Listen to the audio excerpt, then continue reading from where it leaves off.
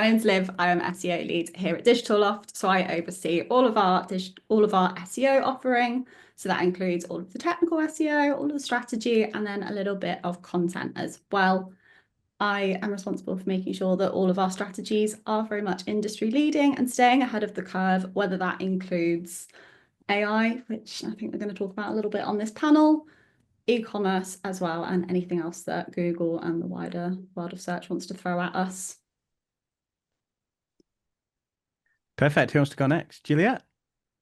Yes, I'll go next. Yeah, so I'm Juliette. I've been in SEO for about 20 years, which always terrifies me every single time I say that, and I should stop saying that for my own good. So I work primarily on SEO strategy, now also AEO branch, like moving into AEO, as that's become such a big part of sort of essentially the touch points that people come across and results pages.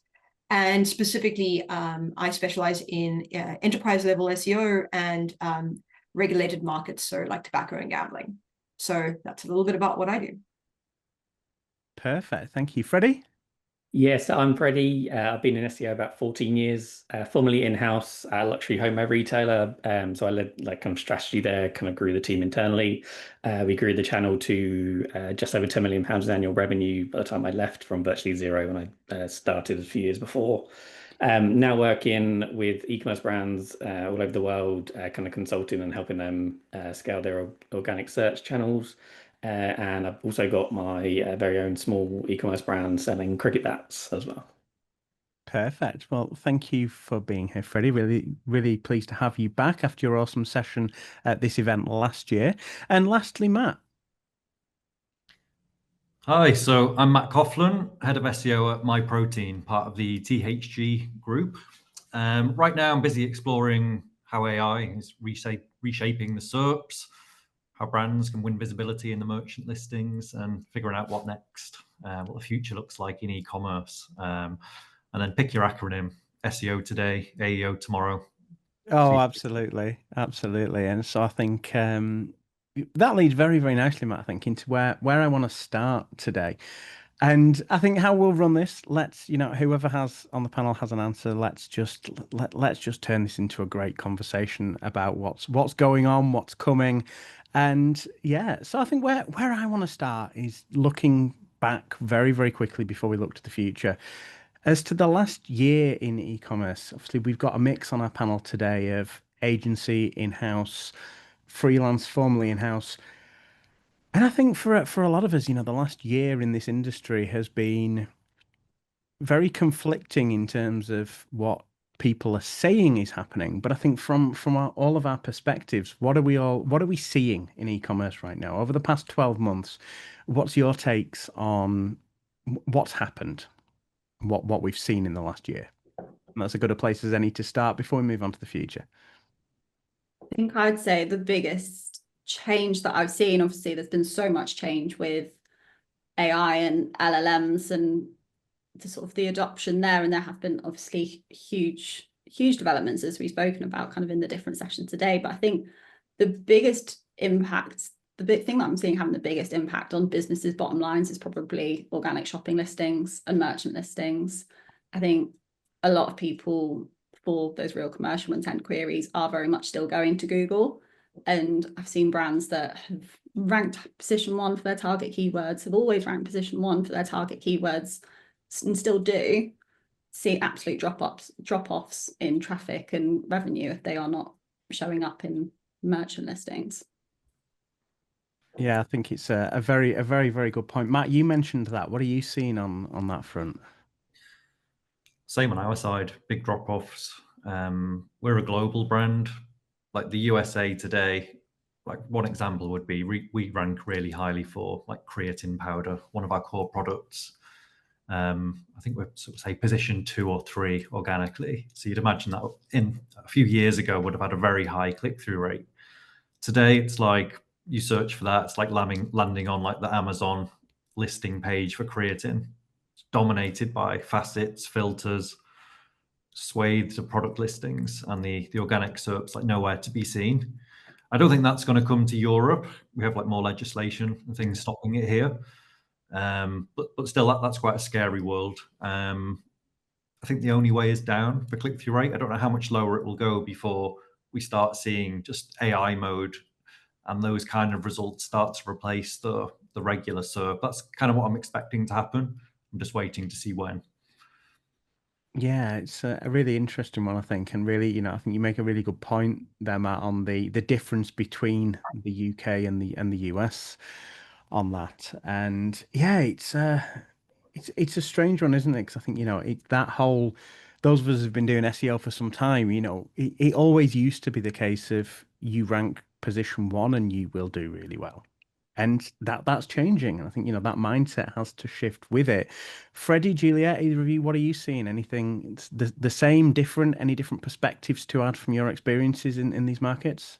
I think from my side, looking at very large scale retailers that deal with sort of more than one category, which is kind of what I focus on the last couple of years, I'm seeing vastly different trends happen depending how broad or narrow the category, the type of query and the type of product someone's looking for. So yeah, I can completely understand why Matt would see sort of creatine powder have a substantial drop off.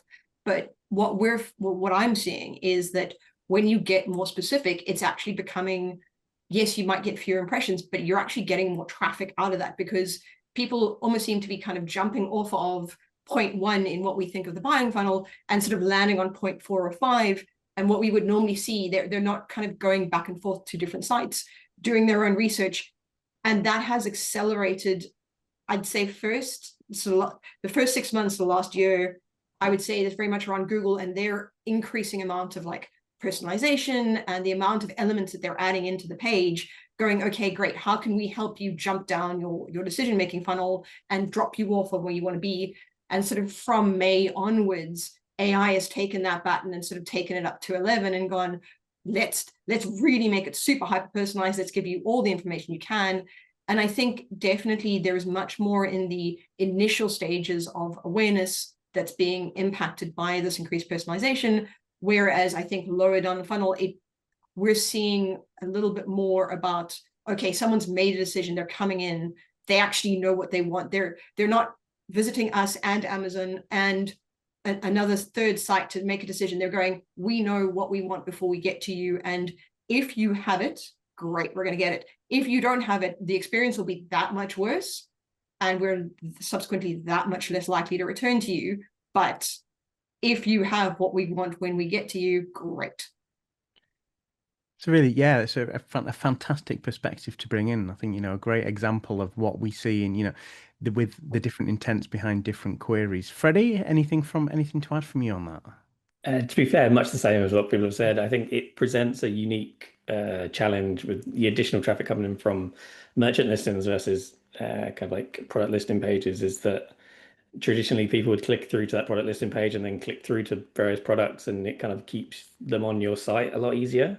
One of the things that kind of like challenges that some brands I've been working with is like in theory kind of like the bounce rate and the engagement rate from traffic landing straight onto product pages if it's not the right product or it's not in stock or anything. Like there's a lot quicker reasons for people to almost like kind of bounce back to the SERPs and go browse elsewhere, which obviously then sends a mixed amount of engagement signals. So it's definitely a unique challenge that we're facing at the moment. Yeah, I agree. And I think an interesting follow-up from me on this to put to everybody is, we're talking a lot about, a couple of us now have mentioned the popular products, the merchant listings, pushing down those sort of traditional blue links. What recommendations do we have for people getting featured in those? I know some of the brands that we often speak to it's something that I think traditionally that's PPC's job. And over the past few years, it's really transitioned to how do we get featured here? So what tips do we have for actually getting featured in those? I know there's a ton of different opinions on this, a ton of different perspectives out there. What are we all saying in terms of actually getting featured in these merchant listings? I think if no one minds me jumping in first, I would say that the most important thing is your product feeds. Not just that you have a product feed. That's table stakes at this point. If you don't have a product feed, that should be the first thing you work on. Once you have a product feed, it's about making sure that your product feed is accurate, that it aligns with your website, and that it is as detailed in the product details that you can provide as possible paired with not just the product signals itself, but actually the elements around it, the shipping, the trust elements. Though it can't just be products in isolation, it's how does that product exist within the ecosystem, and how much can you tell me about whether or not that product is not just it's someone's looking for product X and you give them product X. It's I'm looking for a cure for back pain. Oh, well, product X has details that would lead it to be good for a particular situation or need that you have. And I think that's one of the things more sort of detailed that you can make your product and test out adding in different elements and say, how does this respond to people's interaction with the products within these elements? No, it's a fantastic piece of advice there. Thank you. Yeah, and I think to echo that, yeah, having as much information as you can also within the product structured data as well.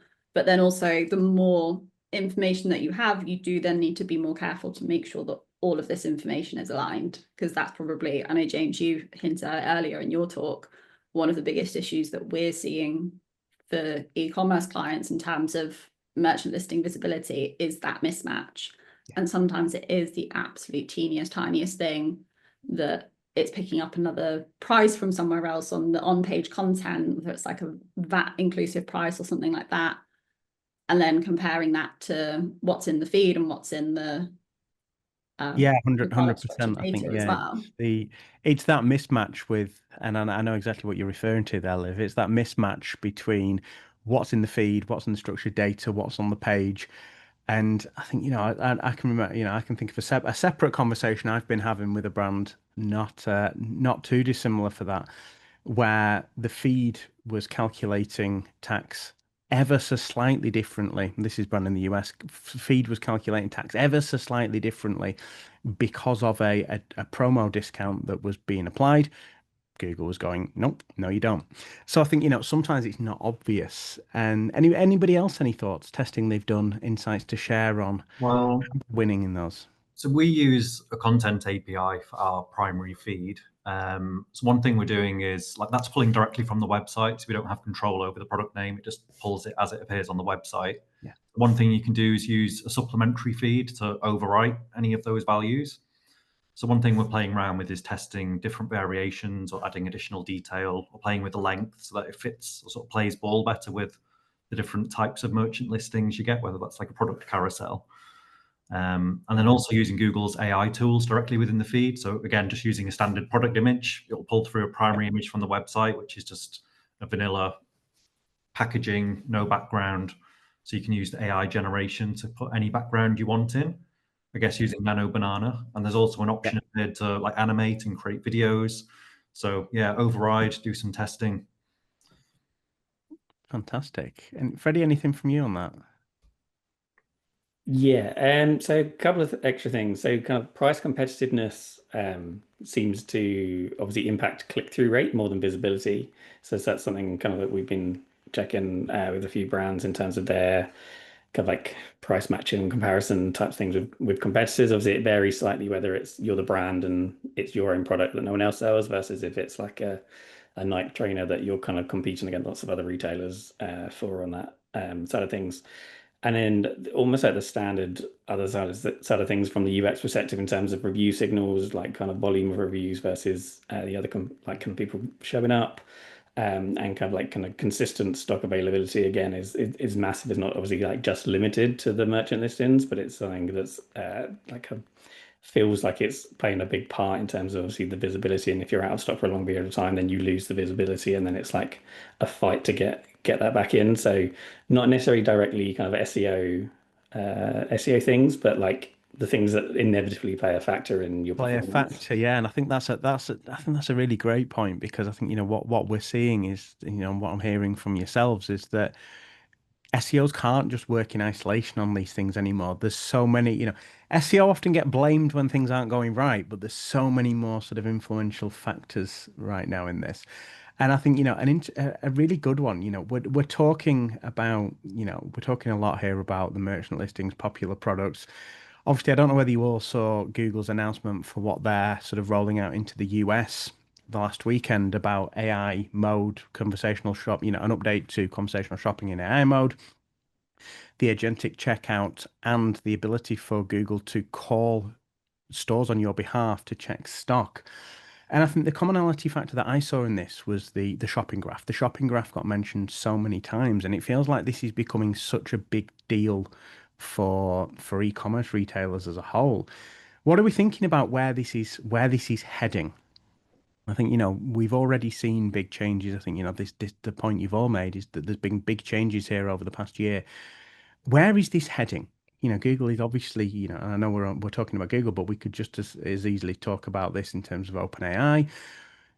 The use of shopping data, where's it going? What are we all predicting to see over the next 12, 18, 24 months? It feels like this is becoming such a big deal that, as SEOs, as GEOs, however we want to term ourselves now, that, managing shopping data is becoming more critical to the success of our channel.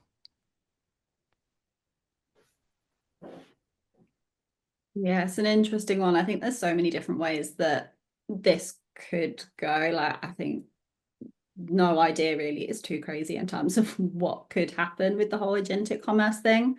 I think I remember reading the Google announcement and seeing about Google being able to phone up companies on your behalf. And I was like, that was kind of the bit that got me, that I was like, that is a bit too kind of too out of it for me. So I wonder if there's also a world in which Google can then, or any kind of agent can end up then almost like bartering with companies. And if I type into Google, if I want a pair of running trainers, my budget is this, I'm doing a marathon, I've got dodgy ankles, this is my budget, and there's something that's just slightly out of my budget, is Google going to be able to barter with companies? Is it going to be able to put almost like live offers? Yeah, put different websites against each other, maybe have AI exclusive offers, AI exclusive products.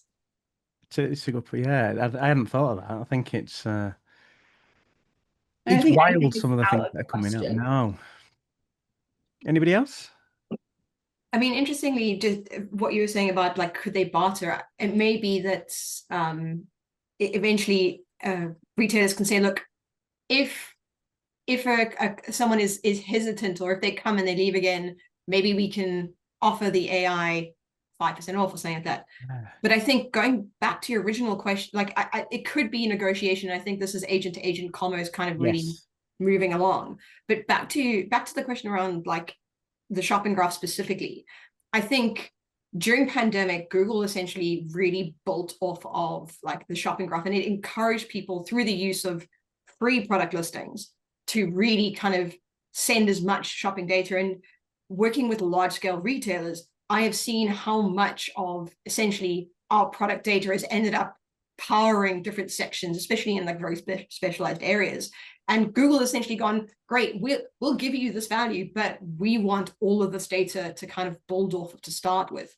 And I imagine that is a very similar position to what we're seeing, what is happening behind the scenes with the large AI sites, is they are forming data partnerships. And I mean, we know some of them because we've seen things like Etsy and Instant Checkout already sort of come in, but we know that they are making deals behind the scenes to say, we will give you, not necessarily will give you preference, but if you want first joiner rights, we need all of this data from you. They're either going to have to take shopping data from somewhere like Google or Bing, which again, with OpenAI, we have seen happen, or they're going to have to build their own entire shopping graph, which given Sam Altman's thing, sort of indicates that they're going to look to leverage other people's data rather than building up their own. That basically they're not going to reinvent the wheel, but they're going to need this data to make decisions when they are sort of generating these answers. Yeah, no, I think it's I think you raised a really good point. I think it's, it comes back to the, the whole point of, this, it's data. And I think the more data that, we are, it feels like we're, we could be, we're talking here about everybody feeding data into Google Shopping Graph. But we've been here before with disavow and everything, it feels like, a lot of this is a mining exercise to get, as much data as possible. But I think what we have now is what we're seeing is that actually, that the more data we're feeding in, feels like that's how we're going to win. in this new sort of era of commerce?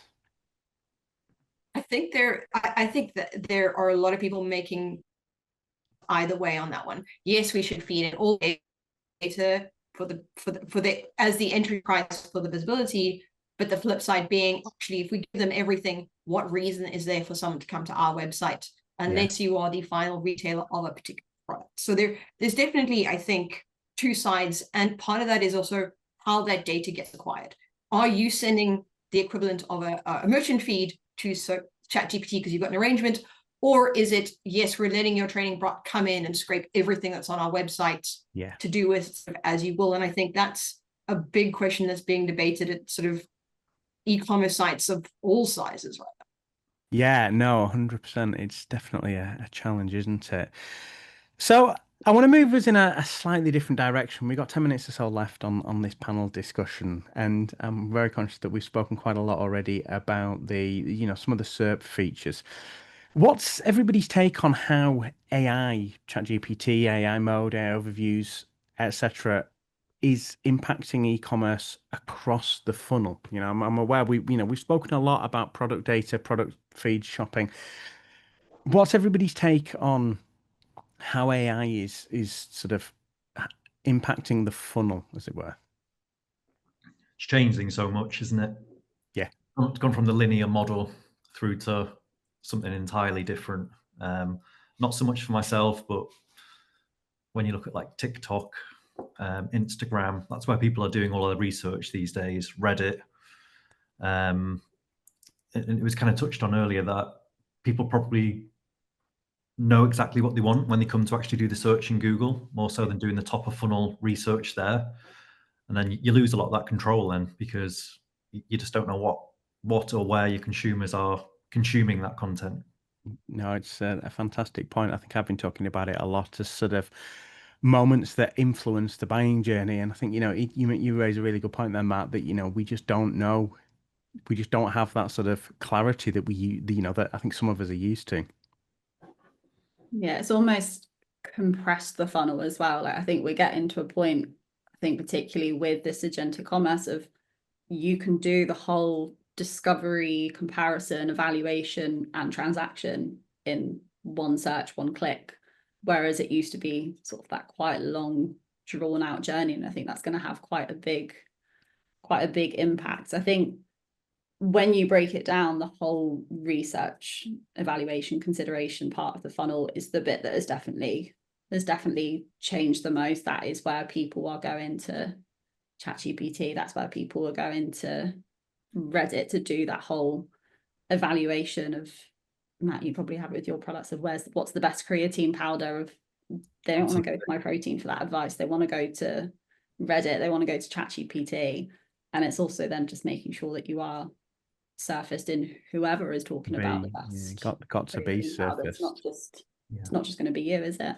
Yeah, I'm not seeing it yet, but I do think it's gonna get rid of this, like the Googlies, like the weird way that we've come to search for things. So, like, yeah, I hadn't even thought of that. Protein powder, but people probably won't search for that in Google anymore. They'll just be like, "These are my goals. This is what I'm trying to achieve. Yeah. This is how much I've got to spend. This is when I want it." Changing all that research, changing how people are searching.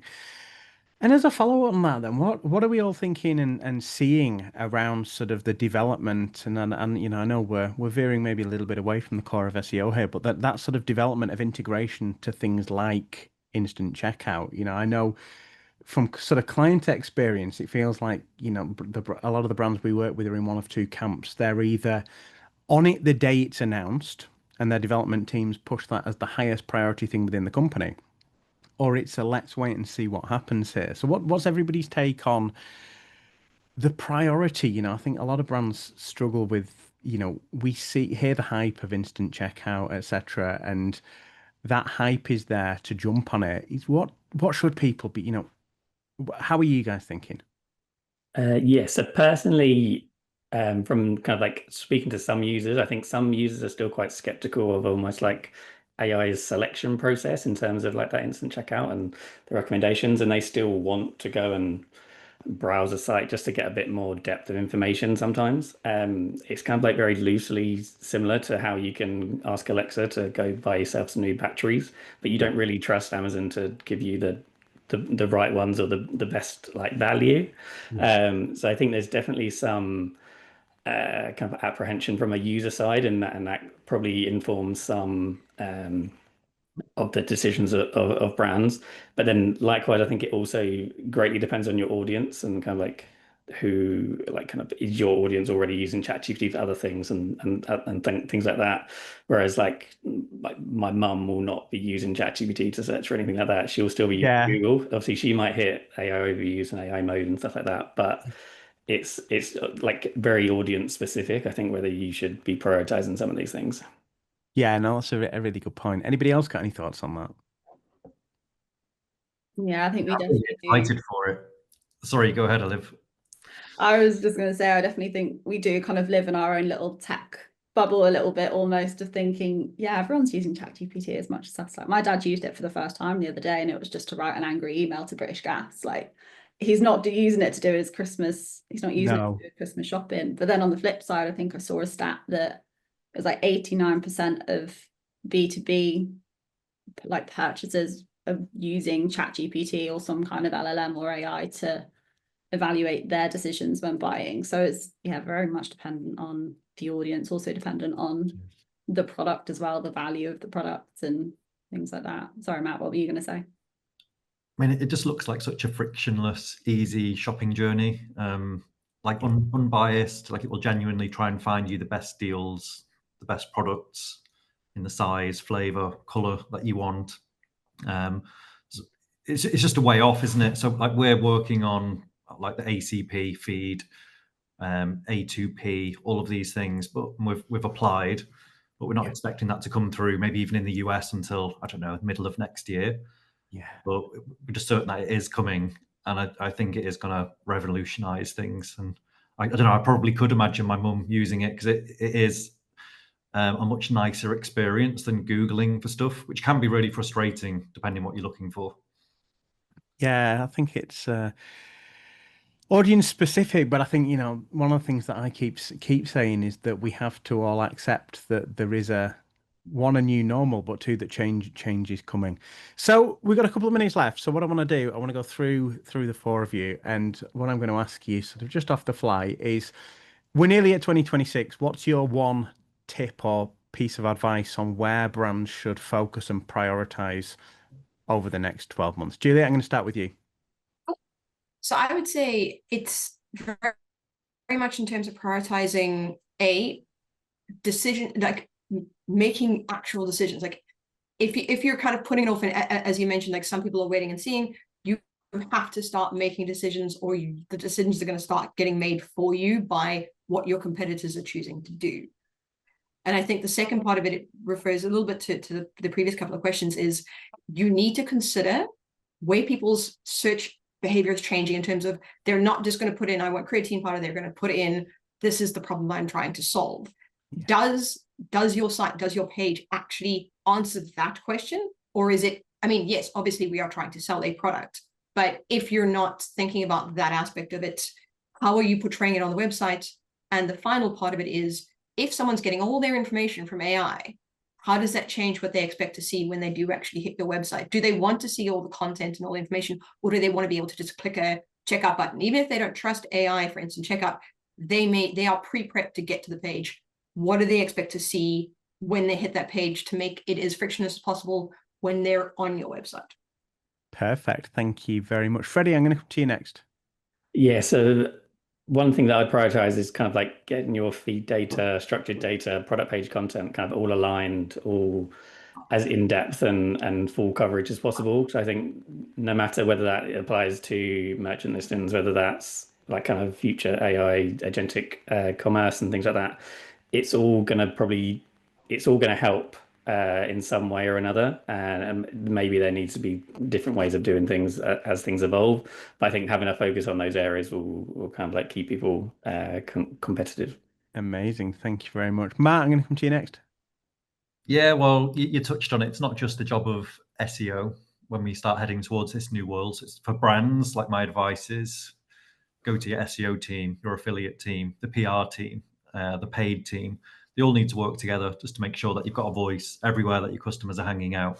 And then, like, the advice for people like me, like other people working in SEO, is just make sure we've got the new sort of zero-click world heading down the line. So make sure that's just communicated upwards internally, whether you're agency or in-house. Yeah, just make sure you're clear and ready for this world where people don't necessarily need to come and click to the website, or if they do, you can't directly track it. Perfect. Thank you. And lastly, Liv? Freddie stole my first one about feeds, but yeah, I'd probably say get out of your little SEO silo that you are probably in and kind of force your way into the conversations. Because I think 12 months time, we're going to be in a world where GEO, AEO, whatever it is, isn't just going to be an SEO problem. Like right now, it makes sense for it to be most closely aligned with search. But if you're not aligned in brand, if you're not aligned in social and PR, if you're not getting that earned media and wider coverage that backs up every single other thing that you're saying about yourself on your site, in your feed, wherever else, then you're not gonna be winning. Like I always say, that brand is sort of the biggest factor, and having that really, really clear brand entity with cohesive messaging is going to be what helps you stand out. Absolutely. Well, thank you, Liv. Thank you to all 4 of our panelists. It's been really great. I wish we hadn't run out of time. We could have probably gone on for an hour or longer, but perfect. Thank you very much for joining us. Thank you very much for being here.